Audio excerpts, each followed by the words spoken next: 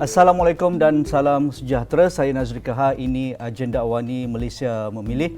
Selepas 5 hari penamaan calon dan kempen sentiasa intens di laman sosial dan juga di lapangan berbaki 9 hari untuk menjelang 19 hari bulan November, hari mengundi pilihan raya umum ke-15, dan pastinya semua calon dan parti cuba menggembeling segala kekuatan jentera dan juga untuk bertemu seberapa ramai pengundi di lapangan untuk memastikan pengundi dapat mengenali calon yang ditampilkan di setiap kawasan parlimen dan DUN, begitu juga dapat mendengar sendiri apakah yang ditawarkan untuk mereka jika mereka dipilih sebagai wakil rakyat pada 19 hari bulan.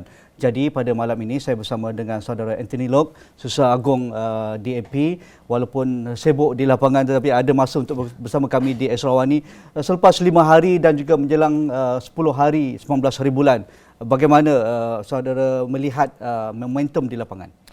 Salam sejahtera. Saya rasa momentum sekarang ini tengah meningkat sebab pada pilihan raya kali ini memang kita menjangkakan bahawa dia sedikit dingin disebabkan keadaan cuaca dan juga sebab mungkin mood terhadap pilihan raya ini kurang sikit berbanding dengan PRU lepas. Tetapi saya melihat bahawa momentum sudah meningkat dan penglibatan orang ramai dalam ceramah politik dan semakin meningkat. Malah dalam beberapa hari ini kita pun setiap malam di merata tempat di seluruh pelosok negara, hampir di setiap kawasan, kita juga mengadakan ceramah-ceramah politik. Walaupun kehadirannya mungkin tak seramai daripada PRU lepas, tetapi saya lihat bahawa mood itu masih ada. Ya. Sebab ramai juga yang mengikuti kita melalui live, melalui media sosial. Jadi walaupun dari segi fizikalnya jumlah yang hadir itu mungkin tak seramai dulu, tetapi jumlah yang mengikuti apa yang kita nak sampaikan itu tetap tinggi. Ya. Dengan pembubaran yang dikatakan amat dikesali kebanyakan penyokong pembangkang dan pimpinan pembangkang, termasuk majoriti rakyat ketika kita berhadapan dengan musim tengkujuh dan juga dengan hashtag undi banjir, memasuki peralihan monsun timur laut. Jadi dan kita lihat juga beberapa kawasan sudah pun dilanda banjir kilat seperti di kawasan Selangor, di Perak, begitu juga di Pahang. Adakah ini ada sedikit gangguan di lapangan apabila YB melihat bertemu dengan rakyat? Adakah mereka rasa mereka akan keluar mengundi ataupun bagaimana? Saya rasa sekarang ini memang kalau ada kawasan yang dilanda banjir kilat, dia memang localize, terkesan. Memang ada sedikit kesan kepada kempen kita. Umpamanya pada malam lepas, di merata tempat hujan. Di kawasan saya pun ada banjir kilat dan sebagainya. Jadi apabila ada hujan yang lebat, kita nak buat ceramah pun susah. Orang ramai nak datang pun susah. Yang datang dia terpaksa patah balik dan sebagainya. Jadi sudah tentu akan memberikan sedikit kesan kepada pengundi. Tetapi saya berharap pengundi masih melihat kepada kepentingan untuk mengundi itu. Jadi walaupun mungkin berdepan sedikit kesusahan dan kesukaran, saya amat berharap bahawa pengundi akan tetap keluar mengundi. Ya, untuk membawa seberapa ramai pengundi 21 juta lebih kali ini keluar pada 19 hari bulan, apa strategi DAP dan juga Pakatan Harapan, Baby? Kita hanya bergantung kepada penerangan. Penerangan melalui pelbagai medium, melalui media sosial, melalui video pendek, melalui ceramah, melalui walkabout, face to face dan sebagainya. Untuk mesej yang kita nak hantar kepada mereka ialah undi itu sangat penting. Jangan sia-siakan hak untuk mengundi itu. Itu mesej yang konsisten yang kita sampaikan. Jadi kita mengharapkan bahawa ini akan memberikan impak kepada pengundi supaya memikir kalau mereka yang tidak bersedia untuk mengundi, mereka akan fikir balik kepentingan mengundi itu. Jadi kita sedang push mesej ini semaksimal yang boleh. Supaya yang paling penting kita nak pastikan turnout rate itu tetap tinggi. Ya, kalau kita boleh imbas sedikit pada 2018, gerakan siber, masyarakat komuniti dan juga individu melakukan crowdfunding dan juga menggunakan hashtag undi Rabu.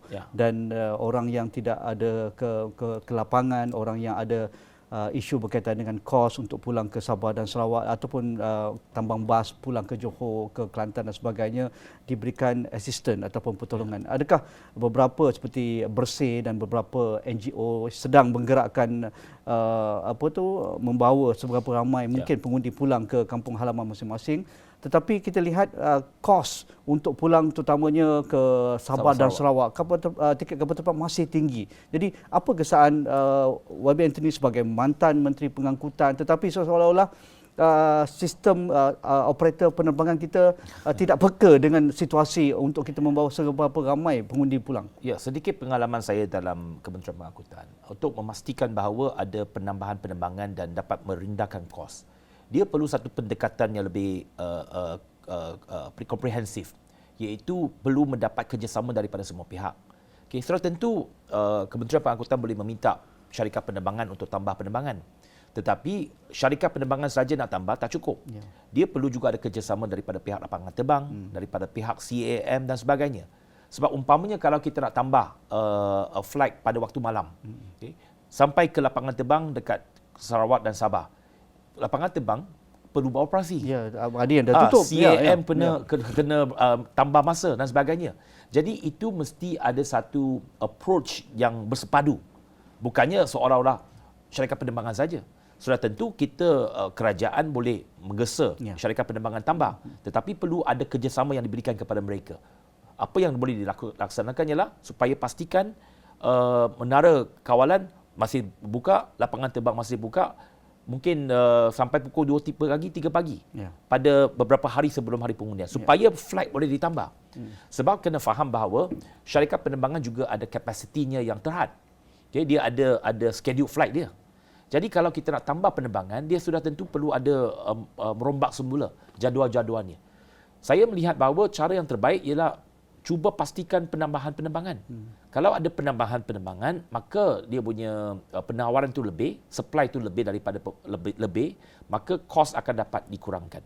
Dan sudah tentu syarikat-syarikat penerbangan boleh digalakkan untuk mengadakan penerbangan-penerbangan waktu malam supaya boleh menawarkan harga yang lebih rendah. Ya, bergerak dalam 9-10 hari menjelang hari mengundi, nampaknya DAP masih menjadi sasaran utama dalam kempen-kempen politik, terutamanya dari sebelah Perikatan Nasional, dari Bersatu PAS dan juga Gerakan. Kalau undi DAP maksudnya undi Anwar Ibrahim, dan undi Anwar Ibrahim akan pula berkaitan dengan Zahid Hamidi. Kononnya ada kerjasama begitu. Begitu juga dari Barisan Nasional, undi Anwar Ibrahim, maka anda mengundi DAP yang sentiasa resis dan tidak pernah orang kata pun memahami demografi dan juga cara masyarakat Malaysia diwujudkan. Jadi bagaimana respon ataupun jawapan DAP di lapangan sekarang? Sedangkan sepatutnya ketika ini waktu untuk menerangkan apa tawaran polisi dan juga dasar manifesto kepada rakyat. Ya, itu bukti bahawa mereka ketandusan modal. Kalau DAP masih dijadikan modal serangan mereka, maksudnya mereka tak ada apa-apa yang menarik untuk ditawarkan. Mereka tak dapat buktikan apakah kemampuan mereka. Kedua-dua Barisan Nasional dan Perikatan Nasional adalah kerajaan pada ketika ini, iaitu sebelum pembubaran parlimen mereka membentuk kerajaan. As of now mereka juga masih caretaker government. Jadi kalau BN dan Perikatan Nasional masing-masing nak gunakan modal untuk menyerang DAP sebagai modal utama mereka, maksudnya mereka tak dapat buktikan apakah kemampuan mereka. Tak ada apa-apa yang boleh dijual ataupun ditawarkan kepada orang ramai. Sehingga kan masih kena bergantung kepada satu retorik, satu modal yang paling mudah untuk mereka, iaitu serang DAP. Jadi saya rasa pengundi-pengundi dah muak dengar cerita-cerita ni. Mereka nak dengar apakah tawaran, apakah harapan yang boleh dibagikan, apakah solusi kepada permasalahan yang dihadapi oleh rakyat. Pengangkutan umpamanya LRT sekarang ini teruk dekat Lembah Kelang. Perumahan, kos sara hidup, ekonomi kita, ada 7 negara kita, hubungan kaum dalam negara kita. Benda-benda ini ataupun isu-isu ini adalah yang perlu kita ketengahkan, yang perlu kita bincangkan. Dan bukan soalnya menggunakan DAP sebagai satu modal senjata politik mereka. Jadi apa yang saya jawab mudah saja. Kita diserang kononnya kita ini komunis. Saya jawab senang je. Kalau kita ni komunis, mengapa kita dibenarkan masuk dalam pilihan raya? Mengapa kita masih berdaftar sebagai parti politik? Dan PAS benar bekerjasama dengan kita. Takkan mereka tak tahu kita ni apa latar belakang kita? Kalau kita dikatakan sebagai komunis, sudah lama kita diharamkan. Jadi bagi saya, ia tak masuk logik. Dan serangan-serangan seperti ini, saya yakin kalau pengundi-pengundi pertengahan ataupun atas pagar, lama kelamaan mereka melihat bahawa ini semuanya percaturan politik, semuanya fitnah politik dan mungkin akan makan diri mereka. Ya, percaturan DAP kali ini begitu strategik menampilkan ramai calon baru dan juga calon dari etnik Melayu untuk bertanding di kawasan yang masih lagi majoriti Melayu ataupun bercampur di kawasan pinggir ataupun di kawasan luar bandar. Tetapi ada juga accusation ataupun tuduhan mengatakan pemimpin DAP dia bermuka-muka apabila bercakap dengan khalayak ataupun galeri masyarakat Tionghoa, mereka akan mengatakan orang-orang Melayu ini sekian-sekian. Apabila bercakap dengan orang Melayu, inilah masanya orang Melayu diberikan peluang, diberikan ruang untuk lebih ramai ditampilkan oleh DAP di kawasan-kawasan yang dikatakan boleh mendapatkan sokongan dari masyarakat Cina. Jadi apa respon YB? Yang pertamanya, dalam semua ceramah saya, kita sampaikan dalam dua bahasa. Kalau ada crowd Cina pun, saya cakap bahasa Melayu juga. Okay. Dan saya tegaskan bahawa message kita sama. Walaupun kadang-kadang pakai dua bahasa, Mandarin dan juga bahasa Melayu, tetapi message yang sama. Kita terjemahkan sekarang ini, kalau you nak cakap lain, message yang lain, kantoi cepat. Sekejap je. Bukannya tak ada orang tahu, tak tahu translate. You pakai Google pun boleh translate. Kan? Senang saja kalau kita cakap message yang berlainan kepada crowd yang berlainan, dia akan kantoi. Jadi itu pertama. Yang keduanya, sudah tentu harapan kita dan perancangan kita pada kali ini dan strategi yang kita telah letakkan ialah cuba menampilkan satu barisan calon yang menampakkan kepelbagaian dalam DAP. Supaya kita nak buktikan bahawa DAP adalah sebuah parti berbilang kaum, sebuah parti untuk rakyat Malaysia. Jadi kita menampilkan ramai juga calon Melayu kali ini. 9 calon Melayu. Kalau kita letak satu ataupun dua, juga kita akan diserang. Ini nampak, tengok ni DAP cakap berbilang kaum, tapi Melayu satu calon saja. Memang PRU lepas kita hanya satu calon Melayu di Parlimen Raub. Kali ini kita letak 9. Saya juga tahu bahawa kita juga akan diserang juga. Mereka akan menyerang calon-calon Melayu kita ni, kononnya ini kuda tunggangan DAP. Ini boneka kepada DAP. Sampai ada seorang calon kita, Syed Omar dekat Air Hitam, diserang dengan begitu teruk sekali. Mengatakan macam-macam. Perkataan yang digunakan cukup tak baik.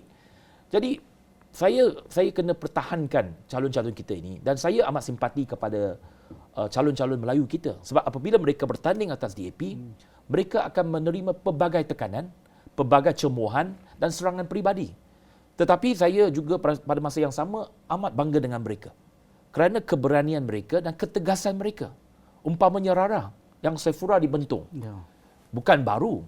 Penggal lepas apabila kita calonkan dia sebagai calon di peringkat DUN Ketari pun melalui proses yang sama. Serangan yang sama. Tetapi beliau menang.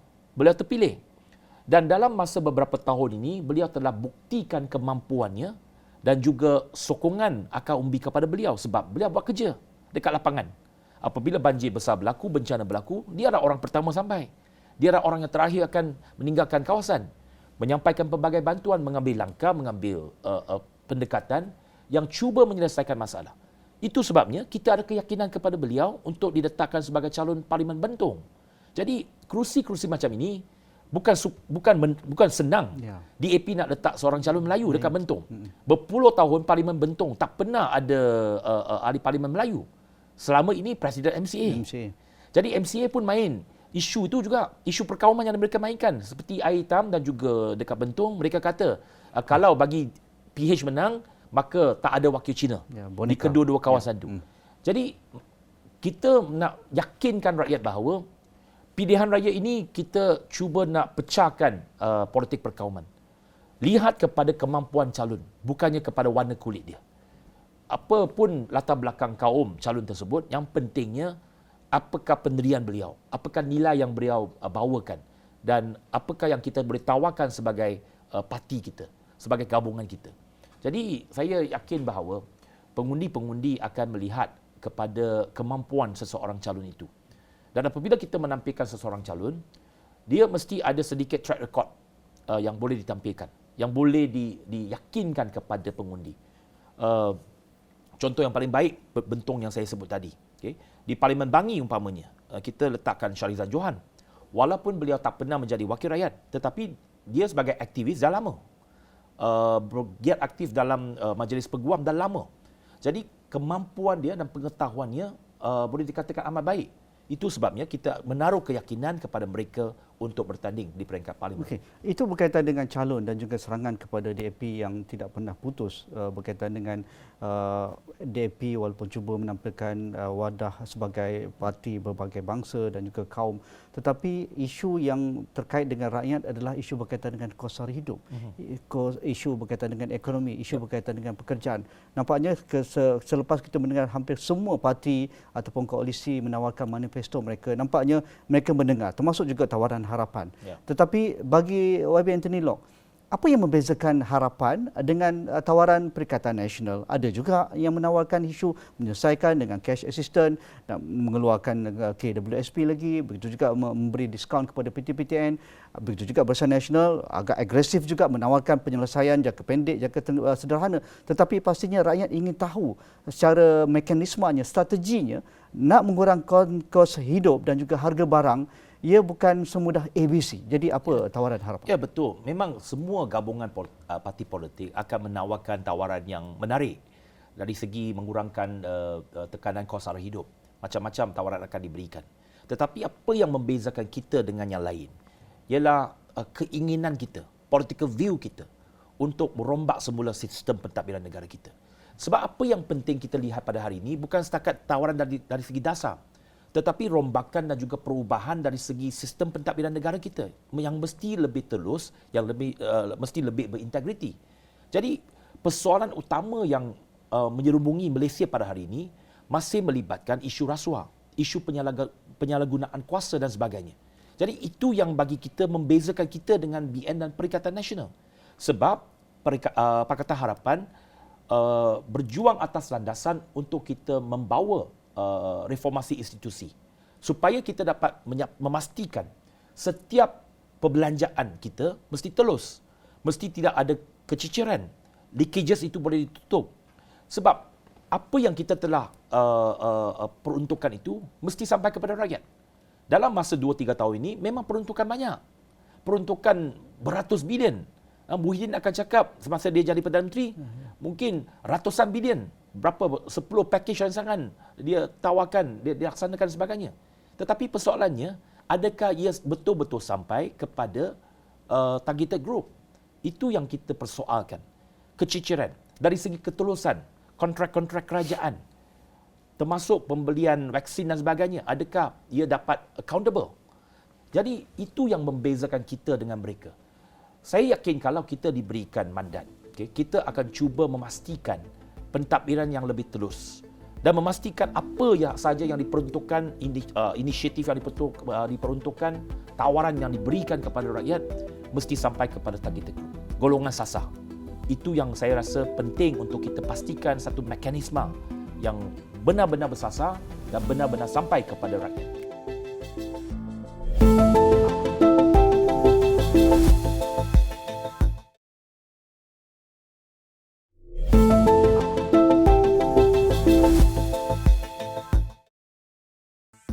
Isu berkaitan dengan kos sara hidup, ia berkait banyak dengan sistem struktur ekonomi kita yang sudah pun diwarisi sejak zaman Barisan Nasional 60 tahun.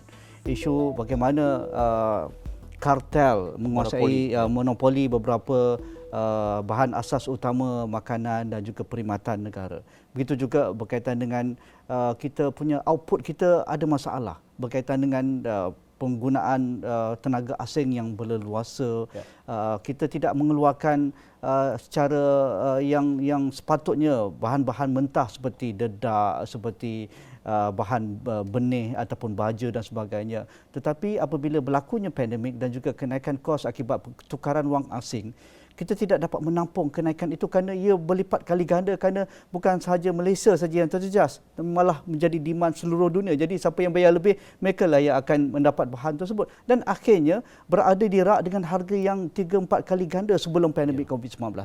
Jadi bagaimana YB berpengalaman dalam kabinet, berpengalaman dalam isu pengangkutan, isu struktur ini perlu juga diberi perhatian. Itu yang saya katakan. apabila kita nak membuat perubahan dari segi struktur, dia mesti ada political will, ada keinginan politik yang tinggi untuk memastikan bahawa ekonomi kita ini bukan lagi didominasi oleh kartel-kartel, bukan saja oleh syarikat konglomerat dan sebagainya. Seperti apa yang dikatakan oleh Datuk Seri Anwar Ibrahim dalam siri ceramah beliau. Beliau mengatakan bahawa falsafah pentadbiran kita mesti berubah daripada fokus kepada beberapa syarikat konglomerat besar kepada lebih fokus kepada PKS, perusahaan kecil dan sederhana, SMEs. Kita nak memperkasakan syarikat-syarikat kecil dan sederhana supaya mereka dapat bersaing dengan lebih banyak. Peluang mesti diberikan. Kalau dari segi grant, dari segi insentif dan sebagainya, mesti ditumpukan kepada syarikat-syarikat kecil dan sederhana. Dan ini akan menjadi enjin pertumbuhan ekonomi kita yang besar. Dan itu mesti dilakukan. Untuk kita memastikan dasar monopoli dapat ditamatkan, mesti ada satu keputusan dasar yang mempunyai pendirian politik yang cukup tegas. Perkara ini pernah kita bincangkan dalam Pakatan Harapan. Pakatan Harapan masa 22 bulan di bawah Tun Dr. Mahathir pernah membentuk satu jawatan kuasa untuk mengakhiri monopoli yang dipengerusikan oleh Datuk Seri Azmin. Tetapi selepas 1-2 mesyuarat tak ada kesinambungan. Ya. Saya pernah duduk juga dalam jawatan kuasa tersebut. Saya tahu sebab ada juga sektor dalam Kementerian Pengangkutan yang ada monopoli. Ya. Umpamanya Puspakom, dia monopoli, dia konsesi. Tetapi konsesi-konsesi seperti ini dia ada tempoh masanya. Bukan kata hari ini kita jadi kerajaan, esok kita boleh batalkan semua. Tidak. Dia ada konsesi. Tetapi mesti ada satu hala tuju, ada satu pendekatan bagaimana memberitahu kepada rakyat bahawa kita ada satu tindakan, ada satu rancangan untuk menamatkan monopoli-monopoli ini. Dan sektor-sektor dalam ekonomi kita ni mesti dibuka kepada persaingan supaya ada keterlibatan daripada syarikat-syarikat kecil dan sederhana untuk terlibat dalam sektor-sektor ekonomi kita. Ya, berkaitan dengan ekonomi, untuk berjanji dalam hal yang populis amat mudah di kalangan ahli politik. Termasuk juga saudara Ling Guan Eng sebelum hari penamaan calon ada menyatakan bahawa jika Pakatan Harapan kembali ke Putrajaya, maka kita boleh selesaikan isu tol, misalnya mengurangkan bayaran tol ataupun menghapuskan tol langsung daripada syarikat-syarikat konsesi. Jadi dari pandangan itu, adakah ia diambil dalam satu konteks yang tidak sepatutnya, yang lebih luas, ataupun Anthony Loke melihat isu berkaitan dengan perjanjian-perjanjian dengan syarikat konsesi ini bukan semudah ABC. Ia perlu lihat dari pelbagai aspek. Berkaitan dengan perundangannya, dari sudut kontraknya, dari sudut kalau kita batalkan kita akan bayar lebih sebenarnya. Bagaimana? Kerana ini satu yang kompleks. Ya, betul, memang dia tak semudah ABC. Ya. Memang kita pun ada pengalaman dalam kerajaan apabila kita nak mengkaji semula konsesi ataupun apa-apa perjanjian. Bukan saja perjanjian, malah kalau projek itu telah pun diberikan surat setuju terima, SST, surat setuju terima. Itu sudah ada contractual obligation. Nak buat MRT ke dan sebagainya kan? Ada projek-projek yang sebenarnya kita kaji semula. Dan kita berjaya untuk berunding semula. Termasuk projek ECIL. Kita berunding semula. Projek MRT kita berunding semula. Dan apabila kerajaan BN dan PM mengambil alih, sebenarnya mereka melakukan perkara yang lebih teruk, itu membatalkan terus satu projek dekat Lembah Kelang, KVDT 2, Klang Valley Double Track upgrading. Mereka batalkan. Dan saya dalam parlimen saya sebut, saya kata dia ada implikasi perundangan dan implikasi kewangan. Kita dah buat semula, merunding semula, rendahkan kos dan biar projek itu berjalan.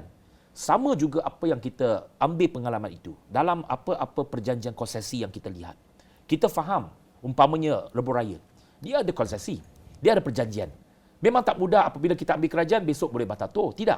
Tetapi apa yang kita boleh laksanakan dan kita tulis dengan jelas dalam manifesto kita, bahawa kita akan menstruktur semula konsesi tersebut secara beransur-ansur dengan tujuan merendahkan harga tol. Okay, itu yang kita janjikan pada kali ini. Yang mungkin betul kita lebih realistik kali ini. Tetapi kita nak bagi tahu kepada rakyat dengan jujur bahawa ada perkara yang memang kita tahu. Lepas kita pernah jadi kerajaan, kita tahu dia tak boleh laksanakan dengan serta-merta. Tetapi bukti keikhlasan kita ialah, hakikatnya ialah plus telah pun dikurangkan tol sebanyak 18%. Dan itu dilaksanakan semasa pentadbiran PH. Itu hakikat. Jadi penstrukturan semula ini akan terus dilaksanakan. Dan eventually, perkataan yang kita gunakan, matlamat akhir ialah untuk menghapuskan harga tol. Sebab konsesi ini pun ada dia punya tamatnya. Ya. Okey, akhirnya Rebus Raya itu patutnya dijadikan sebagai jalan awam, sebagai federal road. Tetapi ada cost maintenance dia dan sebagainya. Jadi kita perlu fikirkan bagaimana caranya untuk menstruktur semula konsesi ini, rendahkan harga tol secara beransur-ansur dan matlamat akhirnya ialah menjadikannya sebagai satu produk ataupun satu perkhidmatan yang percuma kepada rakyat. Ya, akhir sekali Anthony Loke, Rafizi semalam dalam ceramah di Melaka ada mengatakan keputusan akhir 19 hari bulan ini kelihatan bahawa akan berlaku parlimen bergantung ataupun hang parlimen. Ya. Dan banyak juga ceramah-ceramah dari kalangan pemimpin politik termasuk juga dari penganalisis politik bahawa tidak nampak siapa yang akan mendahului ataupun melepasi 112 kerusi. Jadi Anthony Loke ada juga memberi pandangan bahawa jika ada gabungan selepas ini, apa jenis gabungan yang akan kita boleh nampak dan juga PH akan lakukan? Saya tak nak sebut soal gabungan selepas pilihan raya pada ketika ini sebab fokus kita ialah untuk menangkan PH. Sebab kita punya fokus pada ketika ini ialah pastikan Pakatan Harapan menang sekurang-kurangnya 112. Ya. Supaya tidak ada complication untuk menubuhkan kerajaan. Itu lebih baik. Ya, itu lebih baik. Kita nak seboleh-bolehnya kita nak mengelakkan hang parlimen. Ya. Okay, jadi fokus Pakatan Harapan pada hari ini dalam tempoh 10 hari yang akan datang ini kita nak sampai ke garisan penamat. Pecutan terakhir ini mesti sampai ke garisan penamat iaitu 112, 112 kerusi. Soal hang parlimen itu kalau betul ia berlaku baru kita bincanglah. Jadi sekarang ini kita yakin bahawa rakyat melihat dan mereka saya boleh rasakan momentum nak inginkan perubahan itu ada di kalangan akar umbi. Jadi biarlah kita fokus bagaimana menangkan Pakatan Harapan untuk kita sampai kepada garisan penamat dan kalau kita dapat menubuhkan kerajaan dengan simple majority, kita yakin kita boleh mentadbir dan sudah tentu mungkin ada formula dia untuk memperkuatkan dan menstabilkan keadaan politik selepas kerajaan dibentuk. Okey, terima kasih saudara Anthony Loke, Susah Agung DAP, mantan ahli Parlimen Seremban dan juga mantan Menteri Pengangkutan. Kita akan dengarkan juga pandangan ahli-ahli politik lain berkaitan dengan menjelang hari mengundi dan juga ketika kempen ini. Sekian saja. Assalamualaikum. Terima kasih.